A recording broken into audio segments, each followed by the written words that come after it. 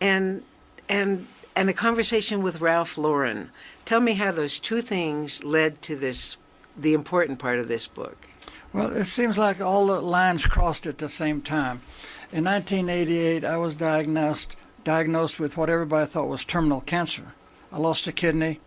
My doctors told me I had a 20% chance of living 3 years. And about that same time, Ralph Lauren, who had been an old client of mine and friend for many years, was in my house and looking at some things that I had. And he said, "I want to buy that." And I said, "Ralph, I don't want to sell it." He said, "Well, you can't take it with you." And I said, "Well, Ralph, I can't take it with me. I'm not going to go." Yeah.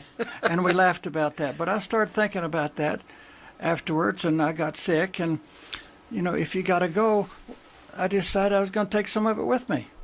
That's when I decided to buy that beautiful treasure chest. I gave $25,000 for the treasure chest. I said, "I've had so much fun collecting these things. If I've got to go, I'm just going to take it with me."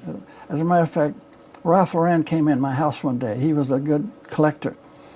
And he saw a bonnet that I had hanging on my wall. It was a crow medicine bonnet, had ermine skins on it and antelope horns. And he said, "I want to buy that thing." I said, "I don't want to sell it."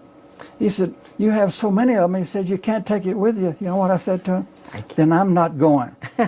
And I started thinking about that later, and I said, "Well, if I got to go, why don't I just take this stuff with me?" And I got the idea that I'm going to buy. I gave $25,000 for a beautiful Flemish chest that they think dates to like 1150 AD.